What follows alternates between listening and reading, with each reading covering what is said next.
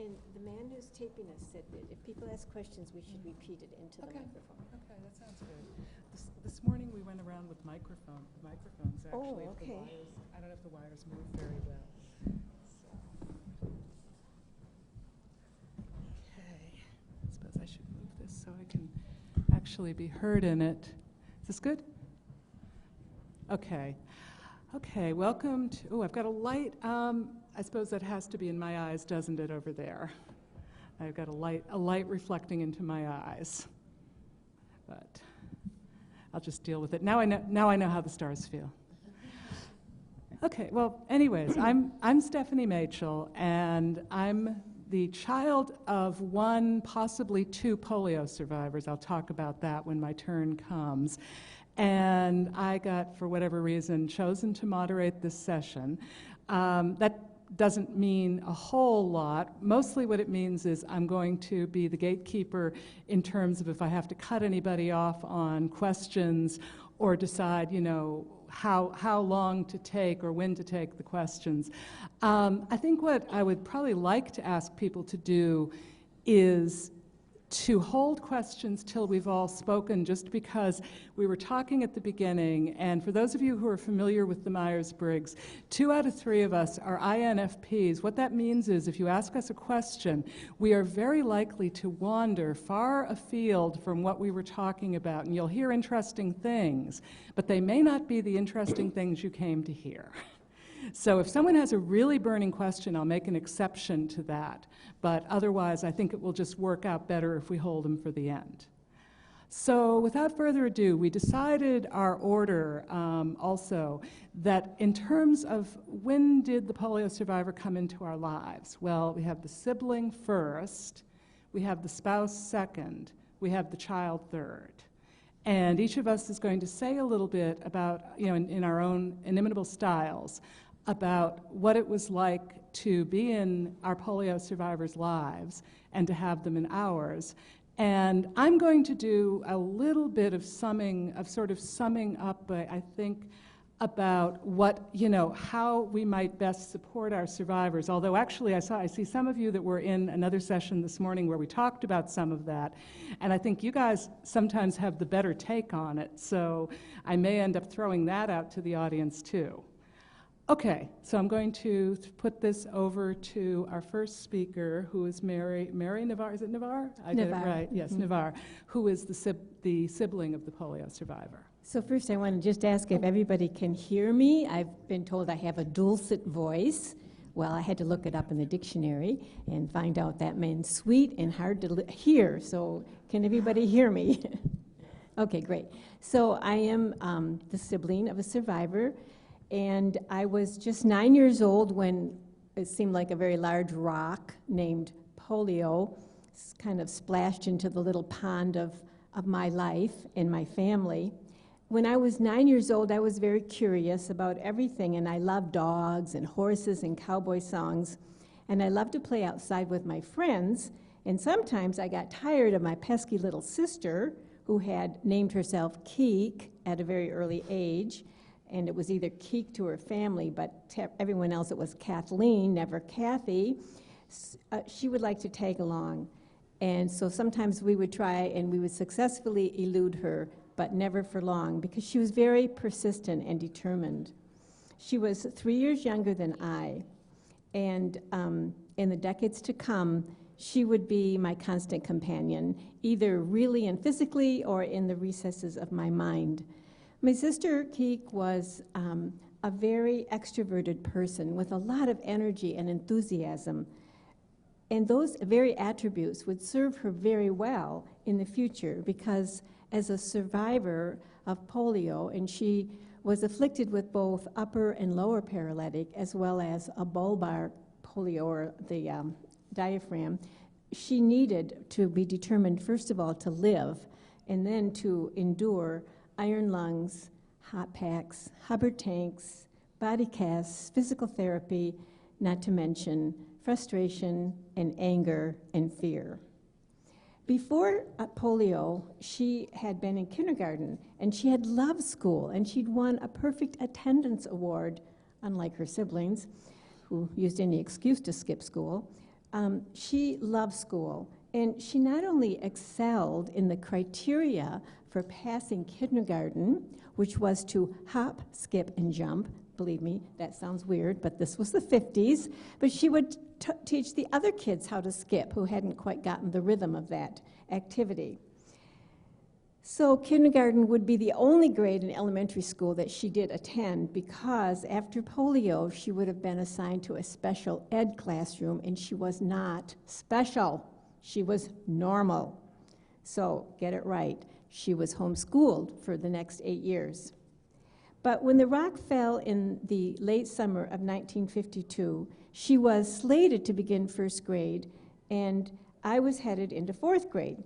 We'd all had the flu that summer after a week's vacation, and we had all gotten better, except she had a relapse. The doctor came to the house. He had her stand up and touch her chin to her chest. That was the diagnostic test for the dreaded disease, which had reached epidemic proportions in the nation. Unlike skipping in kindergarten, she failed that test. And I remember watching my dad pick her up in his arms, which was unusual. She didn't like people picking her up, and put her in the car for the short drive to the hospital. And then a new word entered our lexicon, and the word was polio. The closest word I knew was polo, as in a polo pony, but I knew that the adult faces around me that were hushed and silent clued me in this was nothing to do with polo ponies. This was something very bad. Now, we had two great aunts who lived next door to us. They were the sisters to my grandmother, and we lived with my grandmother. They came over to our house, and my parents and my sister were at the hospital, and I remember so distinctly, they told my two older brothers and I to go to church. My brother Jack was 12, and my next brother was very close to me in age. He was 10. They said, go to church and pray. We didn't know what was going on, so we were very confused, and we were unsure of ourselves, but I remember so distinctly walking to the church was just a block away. It was a dark and empty and silent building, and I can remember the smell of beeswax, the candles made of beeswax, and the incense, the old stale incense, and the pew lacquer, and we just didn't know what to do. We were so confused. So we said the prayers we learned in catechism, which was the Our Father, the Hail Mary, and the Glory Be, being very Catholic. But we just were confused, because in those days, adults never explained things to children. They just thought kids would get it somehow. They'd catch it from whatever floated overhead. And there was still something of that children are to be seen and not heard mentality. So we didn't know what was going on. And I don't think they thought we'd get it, and maybe they didn't know what was going on themselves. But I do remember just sensing as a 9-year-old fear in the atmosphere. Once in our adult years, now my oldest brother Jack said to me, you know, Mayor, it was going to be a rough ride no matter what happened. In this case, it was polio, and he was right. It was going to be a rough ride because whatever happened, polio or anything else, it would happen in an entangled web of personalities, parental influences, mental illness, the accident of birth order, small town culture, church, society, the national paranoia around polio, an extended family of grandparents and aunts and uncles and cousins with deeply etched ethnic values and harshly conservative, in my case, a French kind of cultural milieu, especially French-Canadian, and a fierce Irish background, not too many generations from the coffin ships that had brought them from the trauma of famine in Ireland. And all those adults in 1952 had memories of the Great Depression, and they had memories of austerity and scarcity. And they also remembered the horrors of World War II and the galvanizing influence. And you might say, well, what does that have to do with polio? Well, it all added up to a cultural milieu of a kind of a stoicism, and as well as a cautious optimism about the post-war economic boom. So I tell you this because I want you to get the whole picture of what would have been like in 1952. The country was in an upswing after the war, and yet no one could have anticipated the changes that would take place very soon. Immediately after the bombing of Pearl Harbor, my parents had, and along with a lot of other people did this, they moved closer to their families. And my parents at that time were young marrieds with one child, and they moved into my grandmother's home in Bay City, along with the two aunts that lived next door. So the air, at that time, it was sort of an Ozzie and Harriet time, the pre-60s cultural revolution. Women stayed home. They cooked and cleaned and had kids and believed that father knows best. But Rosie the Riveter had begun to crack that wall of rigid gender expectations.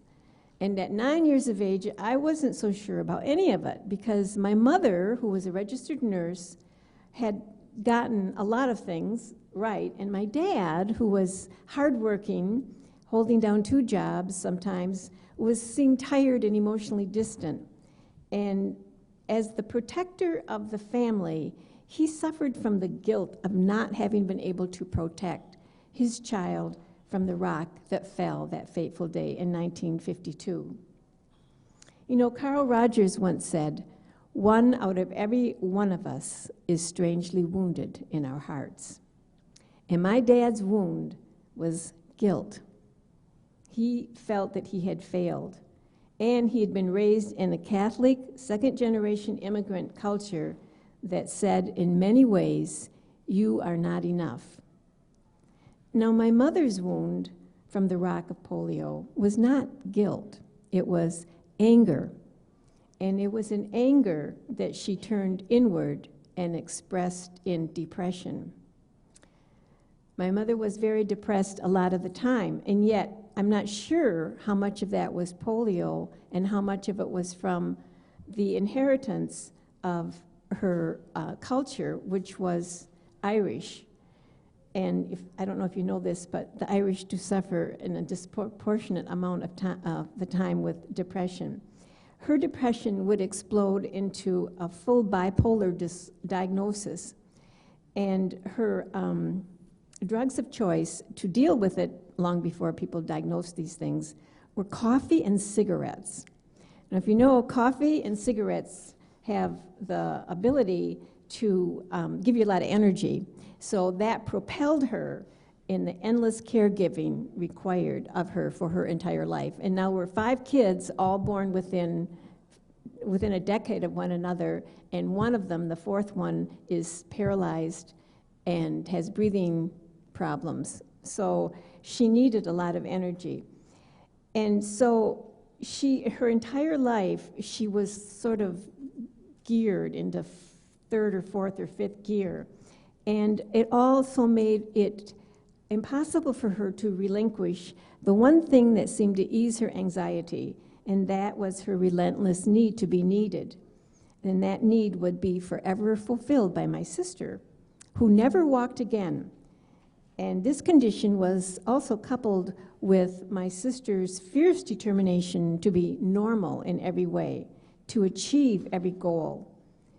And my mother's pride and joy was to be like Eleanor Roosevelt, who was Franklin's legs. Nothing fulfilled her more than to do whatever my sister needed her to do and be. There's a book about FDR. It's called The Magnificent Deception. And that was true of my mom and my sister. Like Franklin and Eleanor, they were determined to engage in the magnificent deception that polio was a mild inconvenience and nothing more, and it was to be all but invisible. Now, where once children with handicaps had been all but hidden within the family, the children who survived polio were a different breed altogether, and we do need a social study about survivors of polio. They all seem to be type A personalities, and they're never wimpy. I've never met a wimpy polio survivor, and some of you who are the spouses and relatives are like shaking your heads. Yes, they just don't wimp out on you. A successful president, a heroic president, was a polio survivor. He'd saved the nation from the Depression. He saved the poor, the middle class with Social Security. He built the country's economy through the New Deal. And with the Allied forces, he prevailed against Hitler's Germany to win World War II. Polio survivors are in excellent company. They could do anything and everything, no holds barred. But they did need an Eleanor. And in my family, my mother was Eleanor. Now, my oldest brother, who occasionally has an insightful thought, once said, you know, Mayor, she dropped everything, meaning my mom, including us kids, and she picked up Keek. Now, each of the other 4 siblings responded in his or her own way to that polio rock that splashed down. And I think, you know, this is going to be different for every family and every individual. But for me, I became very independent and somewhat removed from the family drama, retiring to the more controllable drama of books. In fact, I became a teacher of reading and a writer.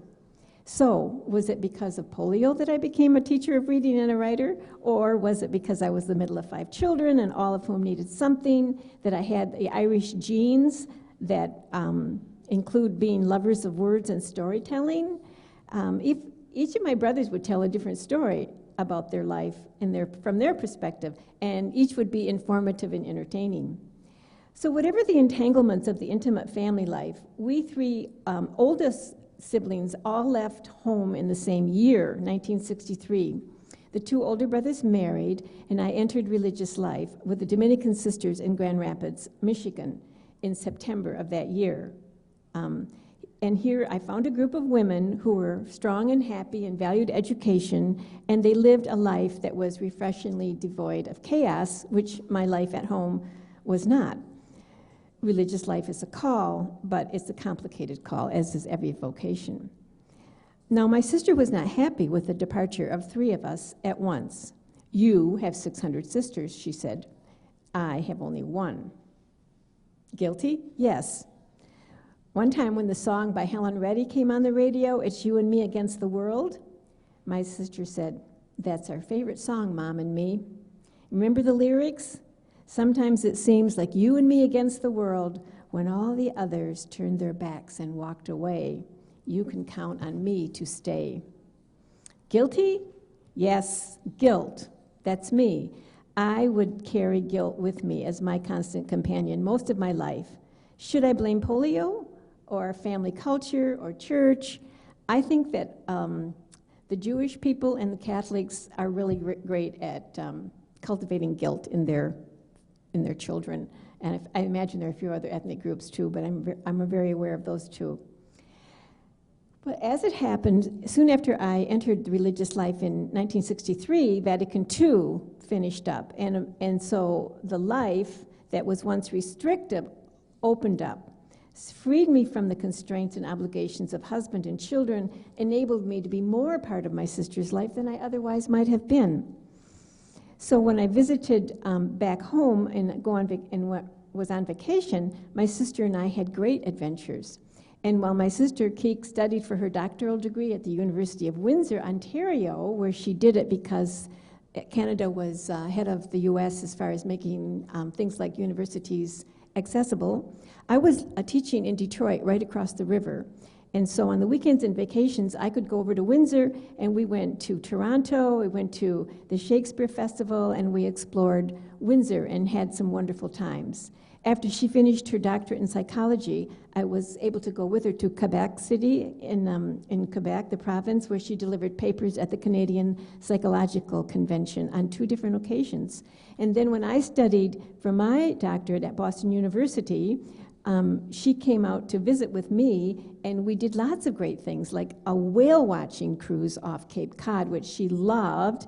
And for me, it was a harrowing experience because I was trying to corral that motorized wheelchair on a ship that was pitching in the swells, and she was having a ball, and I was in a total panic. But never mind, she talked about it the rest of her life. As the thread of the spool of our lives spun out, we struggled with the emotional entanglements of family and life choices, and I always felt guilty just for walking. My mother's favorite response to my complaints about her entitlements was that she had a hard row to hoe. And we weren't farmers. I don't know where she got that. Anyway, Cake, on the other hand, was sometimes consumed by rage. I was overprotective of her, it's true, when I was with her, even when I was the target of her rage. I carried her needs, her sorrow with me when I wasn't with her. She craved independence, and she resented being dependent on the assistance of caregivers and assistive devices, those miracles of modern engineering which seem to break down at the worst possible moment. Yes, I see some smiles and nods. Yes, they do. So sometimes there was a hostility in her that was fierce and fearful for me. For my part, I feared being my mom. I feared losing myself. I feared, as a sibling, I feared being swallowed up in her needs. I feared becoming Eleanor, and I adopted a mantra: I am a separate person, I am a separate person. I eventually learned, and I think this is really the key to the whole spiel here, that it was more important for me to be sister, to walk with rather than be caregiver, fixer-upper, problem solver. Although I must say I can leverage a wheelchair into almost any building in the world, and I can also get a reluctant battery to kick in when the weather is way below freezing. So we continued on our journey, but the end was coming nearer for her. She found her daily life more and more circumscribed by breathing limitations, muscle weakness, and fatigue. Here in St. Louis, Dr. Oscar Schwartz diagnosed sleep deprivation, put her on a face mask and ventilator for night, and this gave her a lot of years of hope and energy. But eventually, even that was not enough, and she aspirated food in November of '09. Just before losing consciousness, she pressed the call button that was always attached to her, and she spent months then in the neuro-intensive care unit, 2 episodes of near death, a month in rehab, a year at the Grand Blanc Nursing Home and Rehabilitation Center, and by then she was on a ventilator and with a tracheostomy all the time. Now, at the nursing home, which I thought was a hell on earth, but she did not, she befriended everyone. There were 50 people on ventilators alone and hundreds of others.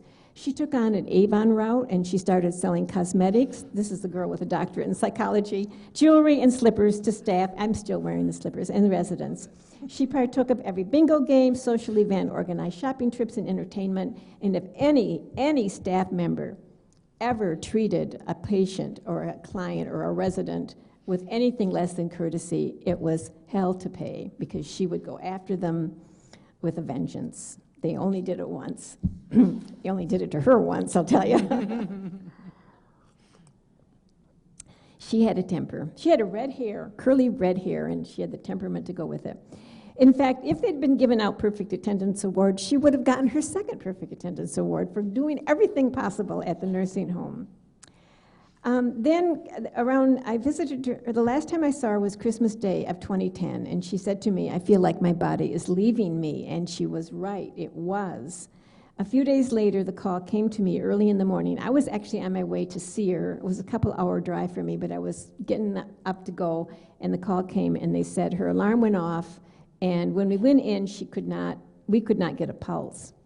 Dumb me. I said, what does that mean? Denial runs in the family. She looked like she was sleeping, said the nurse, and I was comforted by that. She died in her sleep. The row that was hers to hoe was finished. Now, once upon a time, I thought of writing this story and calling it Sibling to the Victim, but, of course, she was never a victim, always a survivor. And now I know we are both survivors of our times, our families, our personal idiosyncrasies, and of that gigantic rock that splashed into our lives 62 years ago. Yes, it brought untold suffering, and yes, it inspired lives of determination, resilience, compassion, and kindness, and no, I would not have traded it for any other, and yes, I miss her every day. Postscript.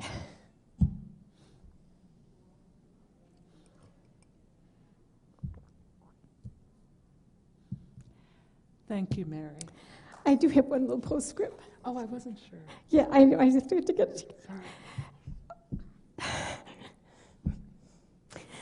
I recognize a tendency to lionize survivors. We lionize survivors. And she didn't want that. One time a teacher wrote on her paper, Kathleen, your spelling stinks. And she loved it. She loved it. She said that was her favorite thing, because she never wanted to be different. So now I have a new thing for her. I want to say, you know, Cake, you were really a pain in the ass. A lot of the time, and you were the light of my life. And I've always loved you, and I always will. The end.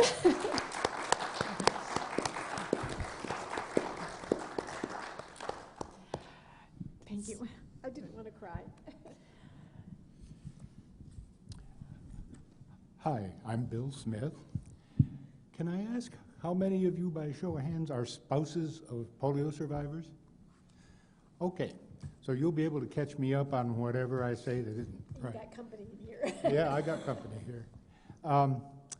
And the second thing is, my wife is in the audience, so that cuts down on any exaggeration that I may be tempted to throw out there, because I'll get caught on it. My wife, Ruth Ann, and she's way back there with her head, oh, there she's looking up. We were married at the same year that I re-enlisted in the Air Force, and we had known each other 4 months when we got married. In that 4 months, she mentioned that she had polio, but it wasn't a big deal. Her mother had, during that period of time, there wasn't an understanding of polio way back then, and her mother said, you know, you have to know, if you're going to marry Ruth Ann, she's lazy. And I found out that, as Mary mentioned, polio survivors are type A's. She was and is anything but lazy. So for the next 19 years, I was in the Air Force, and she frequently was cleaning houses, moving kids, doing all of that stuff, and there really wasn't any really noticeable effect of the post-polio until we had been married for approximately 30 years, and I realized there'd been a little bit of a build-up, but she and I began to notice after that 30 years that, yeah, there were things she couldn't do. Her dad had sent her, about that time, an article that he had found on post-polio syndrome. And that wasn't even in our minds until then.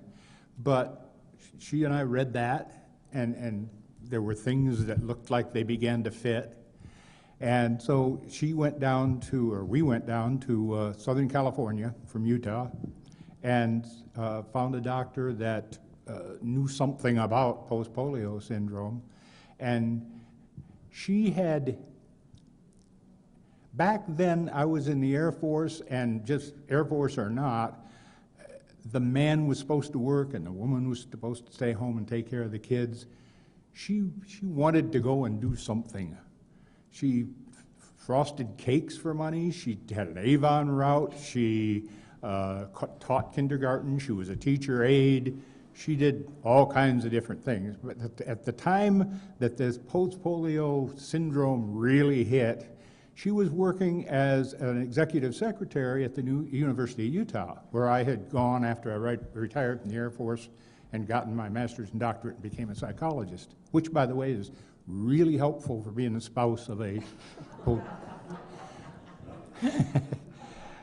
Anyway, so she was working at that job at the time that things hit, when she went down to California and saw the doctor that knew something about it. The doctor said, you are going to be wearing a leg brace, and you're going to have to quit your job. Typical typical type A, you know, I'm not quitting my job.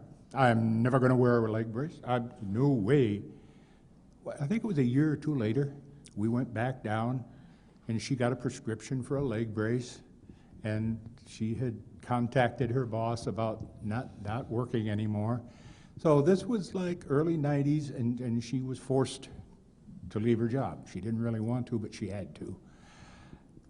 Over this period of time, earlier in our marriage, when everything was kind of, nobody knew that she was suffering from any kind of post-polio anything, and she wasn't to any great extent, we both did that old cliche, everybody gives 110, both partners give 110%. We and I discovered that 110% is 110% of what you're capable of, not just across the board. And 110% of somebody with post-polio syndrome is obviously less of a percentage than 110% of a completely healthy person. So over that period of time, she learned how not to try to do everything.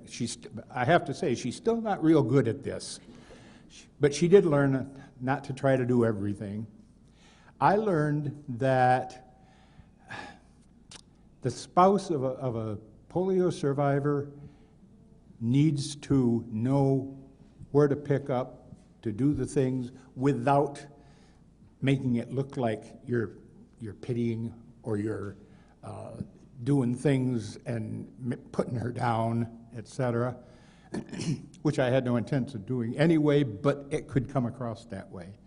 She still, to this day, tries to do more than she should. I have to admit that when it got to where cleaning the house was going to have to be more of a shared chore, I had the choice of either helping clean or cleaning the house or having it done, and I chose to hire someone to clean the house. And she still will go out in the yard. She's the outdoor yard person. I'm the indoor read a book person.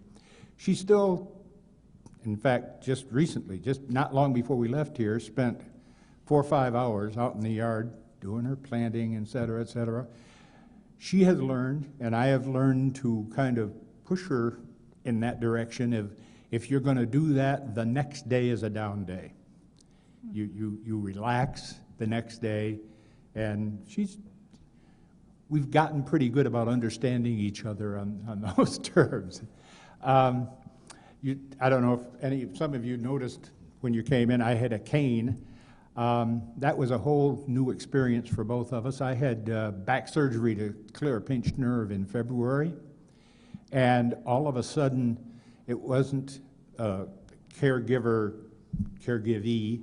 It was she had to take care of me for a few days there. She's been telling people since she got here of one of the first things I asked after I got home was, could she give me a sponge bath? And so she did, but but that was a whole change of routine there. I'm slowly getting better, and I'm slowly getting back to my 110% is a little bit more of life than that right after surgery time. But she really, after surgery, took care of me and said, well, he's been doing that for me for years, but it sure was a reversal that neither one of us was used to at the time. At any rate, I kind of look at being the spouse of like this, particularly in our case. You get married and you take a vow.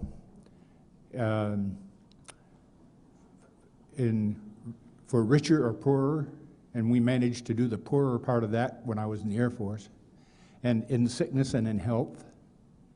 And unless you don't want to honor your vows, then you are there when somebody needs you to be there in sickness.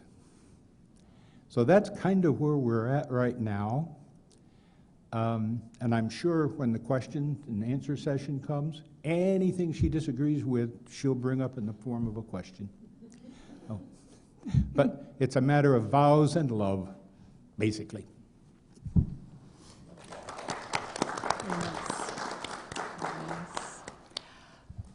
Any children of polio survivors here? Ah, yes. Any grandchildren of polio survivors here? Ah, yes.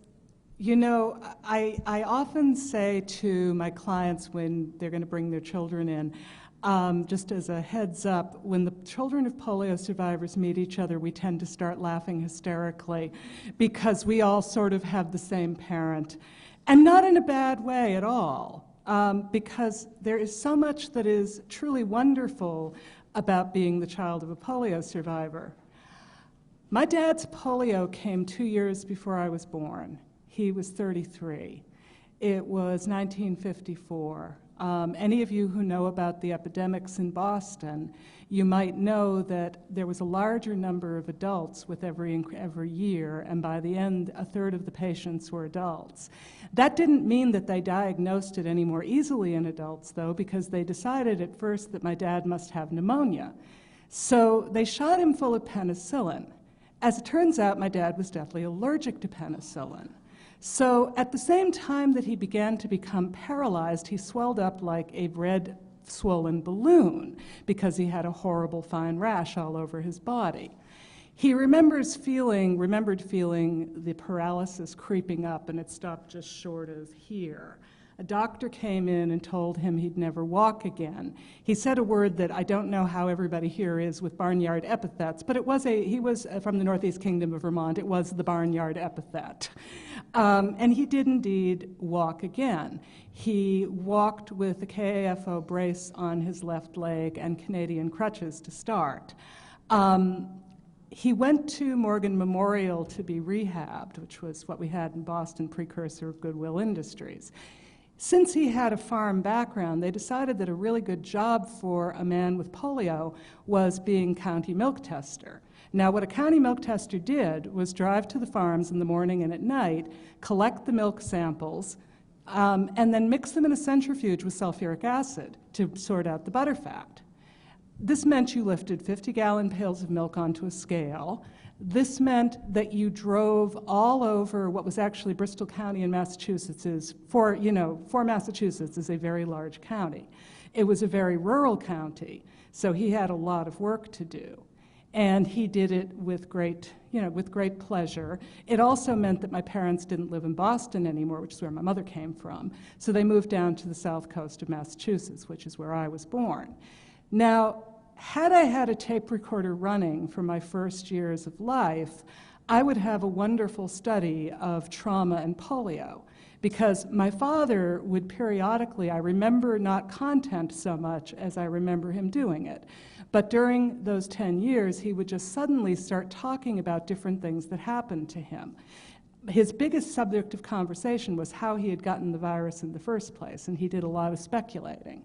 He believed mostly that it had come from an old hot dog that he'd eaten that had been stuck on one of those rotisserie things. Now, his guess was as good as anybody's, because we've never exactly solved the puzzle of polio transmission or why some people got paralyzed and some people didn't. On the other hand, if anyone was going to get paralyzed, it would have been my dad, because he had encountered just about every horrible thing that the 20th century had to offer up till that point. He very possibly had sleeping sickness in the 1920s. That's what they called it. It was either that or me as a psychologist recognizing that it could have been a dissociative fugue state related to the trauma of his father having been ridden home by the horse after his, as they called it, shock.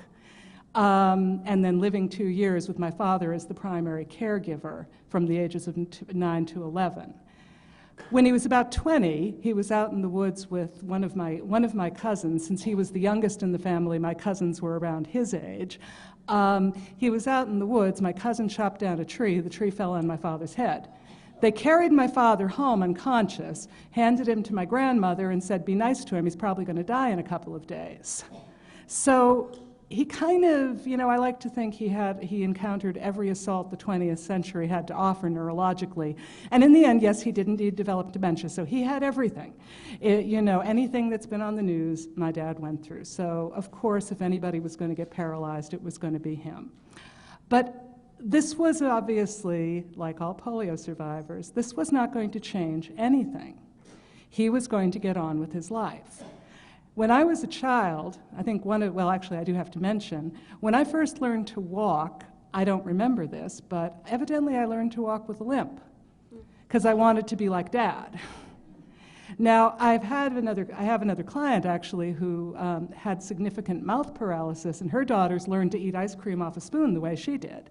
So there may be some interesting stories for children of polio survivors in terms of wishing to be like Mom or Dad. But my dad had always done physical work, grew up in the Northeast Kingdom, born before rural electrification, worked in factories. He wasn't afraid of physical labor. So he kept doing physical labor. I remember as a child watching him go up ladders with one leg flapping in the wind, because he could get up there. He could do it. It was just amazing. And he'd get up there, and he'd get back down. He could do anything. He was Superman. He couldn't ride a bike. He couldn't drive a manual stick shift. That was his greatest tragedy because he loved to drive, and he was a great driver. And he really hated having to drive an automatic transmission more than anything because it was his left leg. If it hadn't been his left leg, I think he would have figured out a way. And if anyone had told him, I've had clients do this, if anyone had told him maybe you could use a cane, I have a feeling he probably would have tried to do that. But he went from that job, he did the milk testing job, he took on more and more farms. His clothes got sort of riddled through with holes from the acid. He ended up getting a job working at Rentham State School, which is one of our was the mental retardation hospital. And he was a herdsman at that hospital. He had a great time there. Eventually they did close down the farms, but he left before that because that didn't pay enough. He ended up working at Kendall Mills in Walpole, Massachusetts, lifting heavy cotton bales onto a machine. He still did the milk testing. And one day when he was at the Norfolk County Aggie School, he was going up the stairs with 2 bottles of sulfuric acid. If anybody knows about sulfuric acid, it has to be contained in glass. It will eat plastic. So he's walking up the stairs. He trips. His polio leg shattered. We were living back in Boston at this point, so they drove him back to Faulkner Hospital, which is sort of on the southwest edge of Boston. It takes about a half hour. And he, again, remember, he came from Vermont. You have to hear this said in a Vermont accent. He hadn't remembered the sulfuric acid until he realized that things were a bit drafty. Pants had been eaten completely off him. You can't graft wrists. So he had scars on his wrists for the rest of his life. They did graft his leg. He spent 9 months recovering from that broken leg because polio legs do shatter. But he recovered. He went back to Kendall Mill, and he had his little fairy story moment. The fairy story moment was, my dad was a math genius. My dad was a brilliant man who was never able to get the education that he should have gotten, which meant that's why I have the education that I do, by the way, because I was going to be the one. So he was there on the floor of the factory, and somebody was there doing some kind of an audit and was calling out numbers. My dad had the answers to whatever he was doing before he had the answers. He walked over and said, "What are you doing here? Why are you not upstairs?" So my dad was promoted from the factory floor into the accounting department. Now, he worked there for about a year or two. He wore a tie, and he was a typical polio survivor in that he could not stand anything heavy on his body. And that, I think, goes back to the hot packs and the wet wool. He couldn't have anything hot on his body. But he wore a tie gladly for several years. There was a problem, though. You don't make as much when you work as a junior accountant and you're in your 50s and your child is in college as you do when you're a unionized factory worker. So Dad went back downstairs to the factory. And he got there just in time for a layoff. He was my age, the age I am now, about 58. He was beginning to, because he had worked that body pretty hard, he was beginning to show some late effects of polio, which nobody knew about at the time. But he was going back into his KAFO, which I forget if I've mentioned, he did get rid of at the first opportunity, along with the crutches. But he was back in that, and he was needing his crutches. He went in to apply for jobs, and actually one person at least laughed at him. So he reluctantly ended up on SSDI, broke his heart. A few years later, he was able to retire back up to the Northeast Kingdom, where he was able to work on my cousin's farm. He would walk up the hill every morning, work on the farm, walk back, take a nap, work in the garden, take a long walk with my mother, take a nap, do something else physical, take another nap. He had a great time.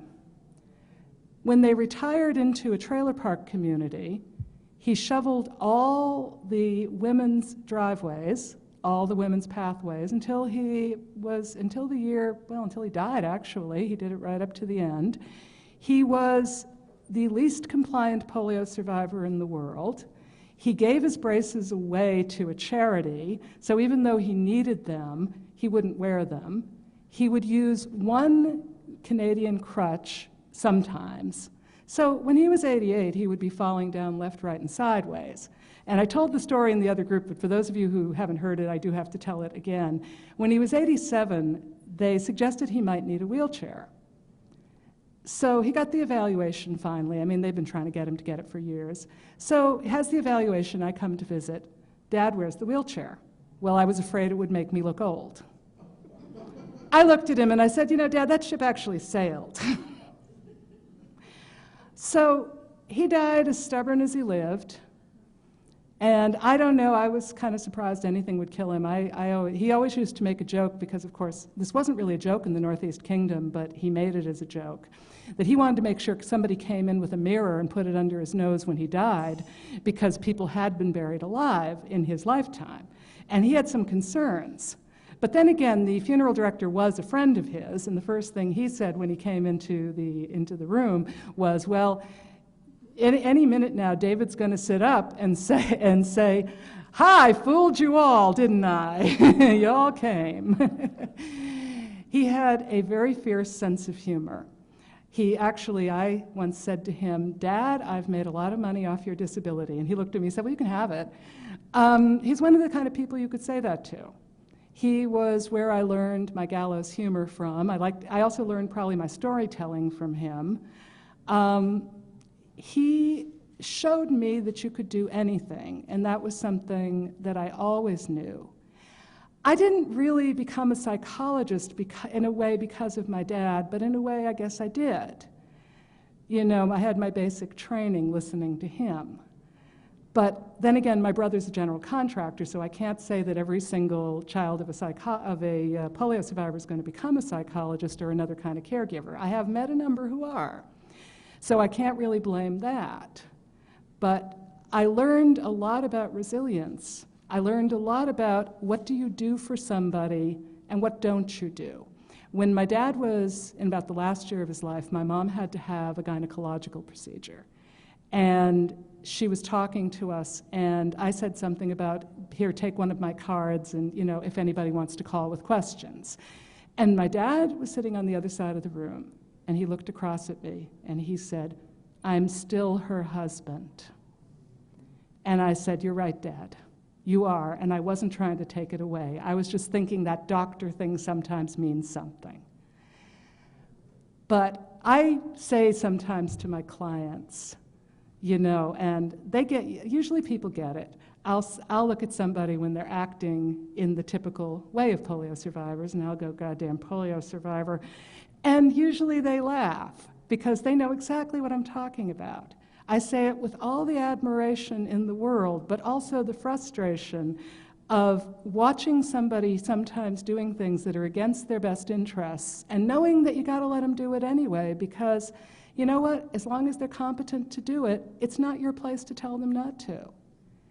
And that's a really important lesson. You know, I learned a lot about empowerment. I learned a lot about stubbornness. I learned a lot about the value of life from my dad. Now, sort of an interesting little postscript here. My mother had a huge curvature of the spine.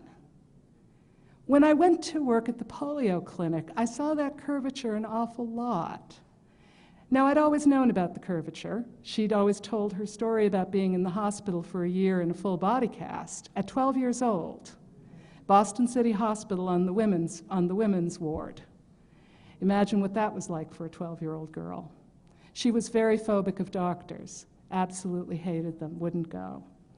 But, you know, she never said anything about polio. And towards the end, she died in an accident last year. She would have had a much longer life, and I would have found out a lot more about this, so it's an enduring regret. But towards the end, she began to have some weakness in her hips. And she was having a little bit of a tremor. Her arms seemed a little weak. And that curve seemed a lot worse. And I said to her, Mom, is there any possibility? And do you remember ever being terribly, terribly sick when you were a little girl? And she said, you know, I was very sick when I was 4. Okay, well, here's what sealed it for me. She had never said these words before. She said, you know, we should have known with the president and all that it was infantile paralysis. Someone said those words to her. But it was an Italian family. It was the Depression. It would have been 1932. My grandfather had lost his stonemason business. So my mother, of course, was treated at home. But I'm fairly convinced that my mother was a polio survivor too, so I'm a double child of a survivor. But my father, again, my mother was always determined to be the picture of health, which again makes you very suspicious here. She was a type A person who denied to the end that she was a type A person. She was a strong and stubborn woman who denied she was a strong and stubborn woman. She was always the handmaid to the identified patient of my father, and in the end she was his primary caregiver through 10 years of dementia, which takes a certain degree of stubbornness. My mother was a great example of still waters run deep, because what was on the surface was not what was down at the bottom, and I know I never found out what was down at the bottom of my mother. But I do believe my mother was also a polio survivor. And I do believe that being raised by polio survivors gives one very interesting perspectives on this world in one way or another. And I feel it's a special honor to be able to be in my position to serve polio survivors. And as I always say, and I said in the last one, I'll say it 1,000,000 times, I went into this work so that at least one polio survivor would listen to me. Thank you.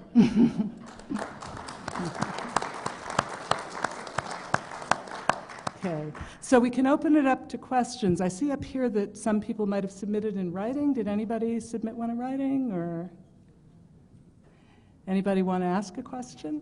Yes. I would like to ask if your the youngest sister, Keith's younger sister, had similar kinds of reactions, responses. How did she handle the situation? You can explain your position. Right. Can you give us an insight into what a younger sibling might have done? Oh, I have a younger sibling. You mean a younger, right, my brother, I have a brother who, right, right. Right, right. The fifth one, mm-hmm. Yep, good question. My brother Joe was about 3 years old when it happened, when the polio rock fell, and he was probably the one who was most emotionally suffered the most. He had a he's functioning pretty well now, but growing up he had a real what do you call that, separation anxiety, enormous separation. He's a very sensitive child, and he had a lot of separation anxiety. I have a feeling that because my parents were so totally involved in my sister's care and everything else that was going on, I didn't even, I had 15 minutes, so I couldn't tell you everything, but it was even more complicated. That he was almost abandoned as a 3-year-old. And there was a time when we didn't know if he'd be able to function, or he would have to be institutionalized because of his own anxieties, OCD, etc. Luckily, he married a wonderful woman, and he's functioning fine, but yeah, he suffered terribly from the whole thing. My mother's mother died like the day after my sister was admitted into the hospital with polio. So you can imagine the chaos in the family at that time. And my great aunts, who were handy, because they were next door, would probably not win the parenting prize of the year because they operated under guilt and fear as controlling. So Joe, you have to be good, because when you're not good, that's why your sister is sick, or that's why your grandmother died. So, I mean, that poor guy, I mean, I love him to death, but he suffered terribly, emotionally. Angry, depressed, and anxious more than angry. Depressed and anxious. No, he wasn't that. No, in fact, he's a social worker, and he's an expert in dementia, care of dementia people. He's a very, very gentle, loving. You'd love the guy. He's sweet. But my two older brothers acted out a lot. I mean, they set fires in school. They were really bad boys. And they grew up and had sons that they deserved, who are now functioning fairly well. We have great hope for the next generation. That is great. You're welcome. Any other questions? Yes. I think I can relate to all three of what you said. My current partner is disabled, and so we came into the relationship as, I can take care of you in that area, you can take care of me in that area. But one of the commonest statements I make is, I love you dearly, you're a real pain in the ass.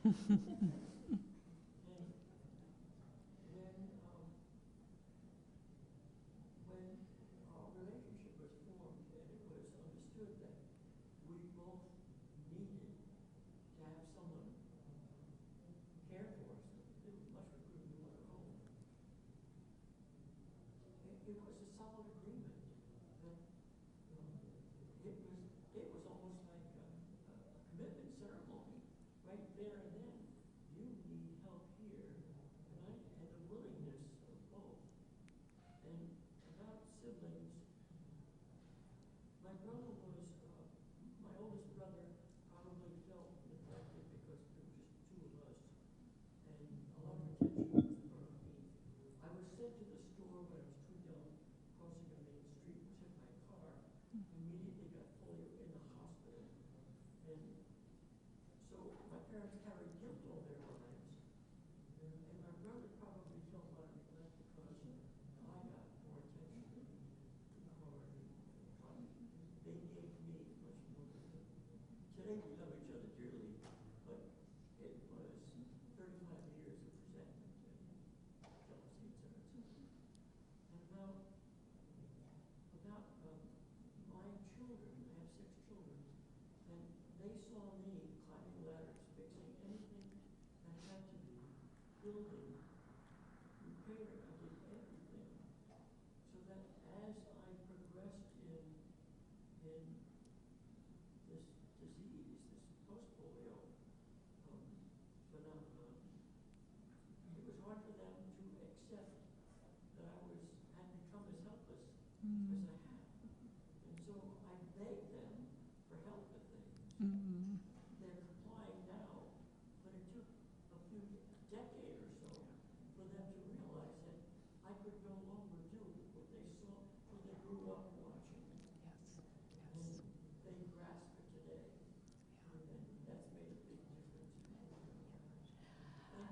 Oh, you're welcome. You know, to respond to that, I see that a lot with my clients, you know, that their children have a hard time taking up things that the parents wish they would take up. And I do really, you know, encourage everybody to be very clear with your parents, like you say, you know, about the begging, be very clear with your children about your needs, but also be clear, you know, maybe you need to have the Superman conversation, because I think that to us, you looked like Superman and Superwoman. Yes. This is a very important discussion that you're having.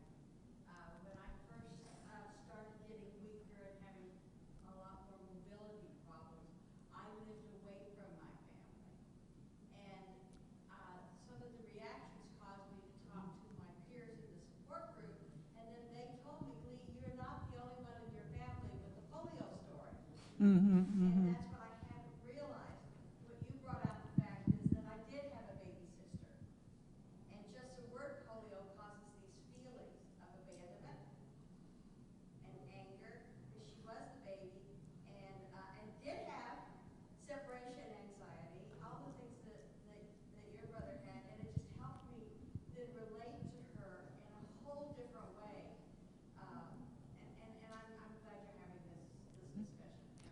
definitely. I think you were next. There was someone over here with a hand up. Yes. I'm a child, and I'm curious, wanting to help appropriately, how to handle it. Let us say, I think you're overdoing it. The response is, don't treat me like a child. Right. Yes. So I'd like your opinion and perspective on how to handle. Oy. Let me get in Would on you this like one. to? Let Sure, me go get in ahead. on this one. Go ahead. It's a balancing act, is basically what it comes down to. I increasingly, as her condition has worsened, the post-polio, I increasingly have to say, stop that, you don't need to be doing that, without calling up the defensive, stay out of my way, this kind of thing. And it is a balancing act. I'm glad I'm a psychologist, because she's a type A, she will try to do things. And, like I said, her mother talked about her being lazy. It was just not understanding what polio was. It wasn't a one-time and you're done thing. And so she's kind of spent a bunch of her life overcoming that, which, and you were talking about children of polio survivors. It took our kids forever to understand that mom really was getting weaker, that she really couldn't do the things that she used to do. And it's not just a matter of, she just doesn't want to. It took a long time to get them on board with really what was going on. Well, just to make it, go ahead. No, it's all right, go ahead. Obviously I'm the survivor, not the spouse. And what I wish my spouse would do when I'm struggling is say, let me help you with that. Not, if you want me to help, just ask. Because it's really hard to ask. You're not married to my husband? I don't know, let's talk. Let's talk. He's awfully cute. Mine is too. He's 12. Well, I'll give it. Yeah. So I'd like him to say, let me help you with that. And I'll either say, oh, thank God, or, no, I can do it. And then, of course, I just see you just slap me about the head. That's kind of the balancing act that I was talking about, because there are times everybody has moods, days that there are days I can get away with, let me help you with that, and there are days that I'm better off just saying, if you need help with that, then holler. And it's a matter of determining which day you're on. Again, this is just one person's perspective, but I would like to encourage, first of all, really open communication with your spouse, siblings, whatever parent. But the other thing is, it's so worth hiring outsiders to help you, because it's really hard to maintain that relationship of spouse, parent, child, and sibling. Like I said, I learned how to become sister instead of caregiver, and it's really hard to mix them. I don't know why.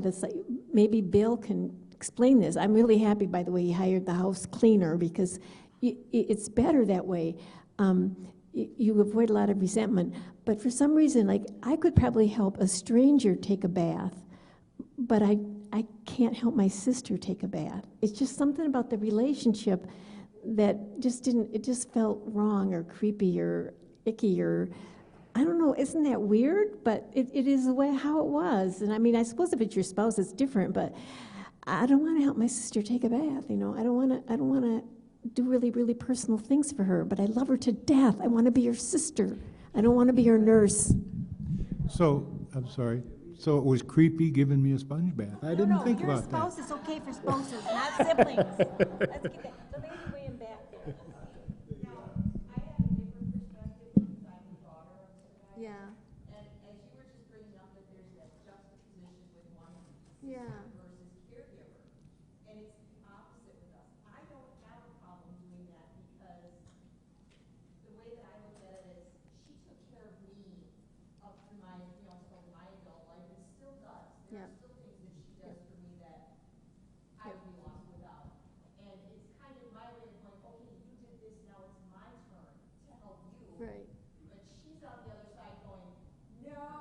You're not supposed to do Yeah. this. And she was just saying, see, you don't understand. And I guess I think there's two sides to that. There's the people who are, the children of, or this, Yeah. part,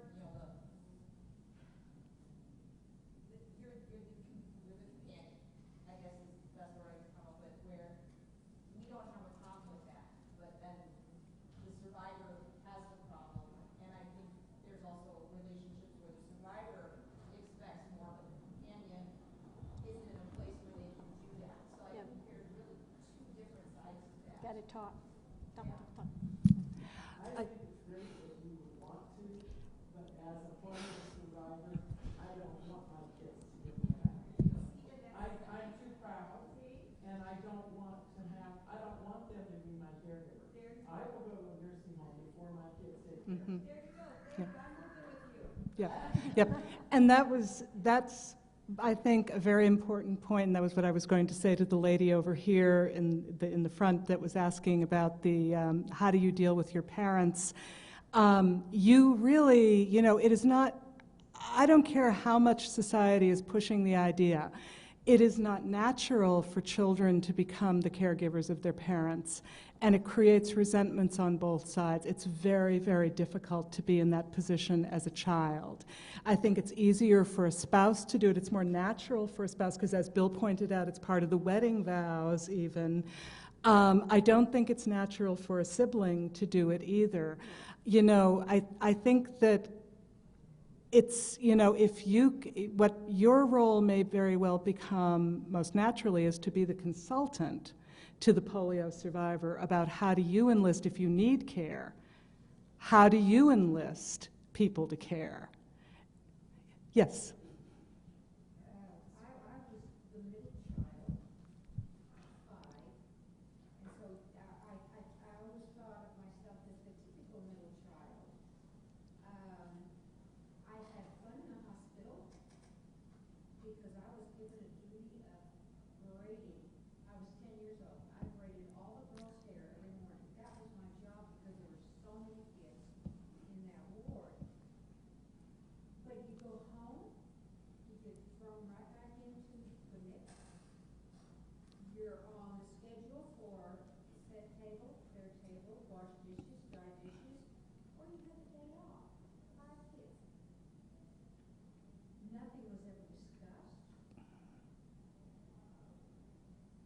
I ended up actually being a caregiver for my sister. She passed away from cancer. My dad, the same, 18 months later.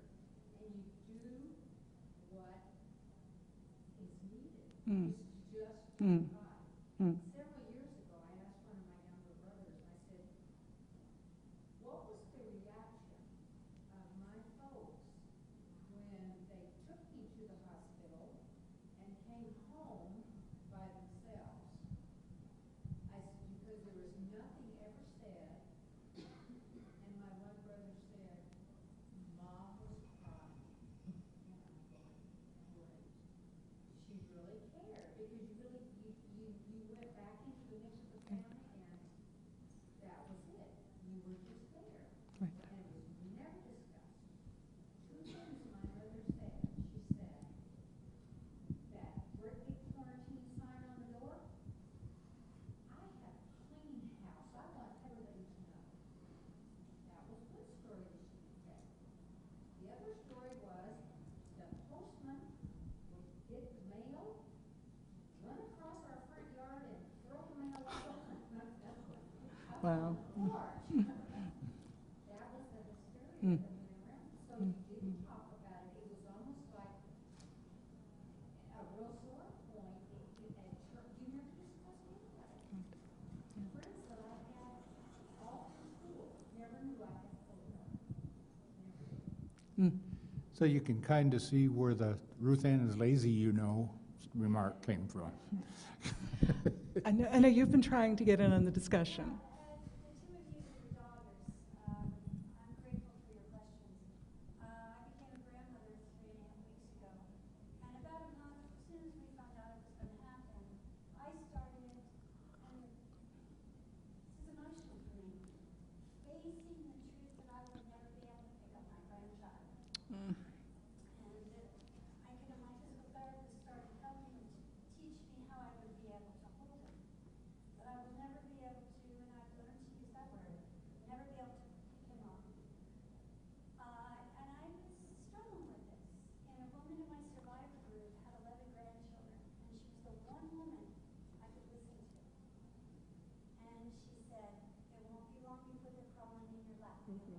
You know what I didn't do? I didn't talk to my son. I cried in front of my husband a lot, but I didn't talk to my son. And about 3 weeks before Colin was born, I called him and I said, we got to talk. And I said, Greg, I need you to understand something. I will never be able to pick up my baby. And he said, that means for Dad and I to be able to keep him? It's going to be difficult. Do we want to keep him? Yeah. Do we want to have him for weeks? Yes. But this is an issue, and I don't know what's going to happen, and we're going to have to face it together. But until you said what you said, I didn't realize I gave my son a gift. When we got to the hospital the night our grandson was born, he said, Mom, sit in the chair, support your right arm, and he handed me his son. Oh. And last week, I had to be with him before I flew to St. Louis. They arranged to be able to give him a bottle, for me to be able to give him a bottle, but I was not able to, of course, I wanted to hurt him. My son was right there to take him out of my arms. It's okay, Mom, it's okay. And he burped him, and then he gave him back to me. And you guys just allowed me to understand that I gave my son a gift. Yes. And thank you for that, because I thought it was about me, and it wasn't. It was about him. And he needed to do something for his mother. Yes. I wanted to, let's get one last question here. One of the hardest things, I think, for us, neither of us being mind readers, I'm a spouse, incidentally. You want your spouse to be able to do all that she can do, or he can do, but not being a mind reader, she doesn't, she had a hard time telling me when she couldn't do something, needed some help. And I had a hard time figuring out when she needed help doing it or she just wasn't going to do it quickly. And there's a whole lot of difference between needing help doing it and needing help doing it quickly. And that's something we're still working out. But the communication seems to be the greater problem. Because Yes. I want to do it if it's meaningful, but I don't want to be intrusive. Absolutely. Getting along fine, but not very fast. Yeah. To the extent, oh, I'm sorry. We actually have to wrap up, but why don't you give the last. To the extent that we have disagreements anymore, my sister calls us the Bickersons, you know. But to the extent that we have disagreements, it's along those lines. It's I want to help you, just I can do it myself, or I know you want to do it, so I'll leave you alone. Gee, you could have helped me. Yeah, that goes on. I mean, there's no way around that. Yeah. It would, wouldn't it? So unfortunately, I think there's been great discussion. Everybody has an awful lot to add to this topic. I wish we weren't out of time, but we are. And what I thought I would do is for each of us to have I think we probably will each have one last thought that we might like to leave you with. And mine is going to be for every polio survivor out there to have a conversation with their child about their polio experiences, because I think the thing that did propel me into this work was I wanted to know what happened to my dad, and I was curious and I wanted to understand better. And every child I've ever met has wanted to understand their parents' polio experience better. Bill. Okay. What do I want to leave you with? I think all of us, if we're honest with each other as spouses, we have these thoughts in the back of our mind that hopefully are very fleeting, of that I didn't sign up for this, and you let them fleet, because the worst thing for you as a spouse and for your spouse is to act on I didn't sign up for this, because it'll go away. I've heard the word resentment, and I think that's a great danger when the communication breaks down. So I would just like to suggest that whoever your polio survivor is and whatever your relationship is, you try to develop some kind of a signal where you can, when you're not tired and you've got time, and it's not just between during commercials, during the, Jeopardy or something, that you say, get a signal and say, we need to talk, because you can figure it out together. You can find a way to work it out. You've just got to keep the communication lines open. And if you need to go into a little therapy, it's not the end of the world. We have therapists right here and there and there and there. Get some help. Even if you're not spouses, you can still go to therapy together. Yeah. And it's worth it because it's that open communication, and there's too much danger of resentment building up and just exploding. And as we know, polio survivors can explode, right? And so can the siblings, spouses, and children. Everybody's human, so you got to keep the communication open. Well, thank you very much for coming. I wish we had 3 times this time, but thank you. Thank you. So nice to meet you, Bill. It's so nice to meet Thank you, you. It's a Stephanie. pleasure to meet you. Thank you for working with me. You did great. You guys were Not to great. cry, but I did. No, but you know what? I'm so glad, Mary. I'm sorry. I know it's probably hard for you. I'm glad you had the reaction you had, because I think for the people out there to see, they know their families were affected, but they want to know what that was like for their siblings. Absolutely. And you started. Yeah, you almost did too. I'm Yeah. still-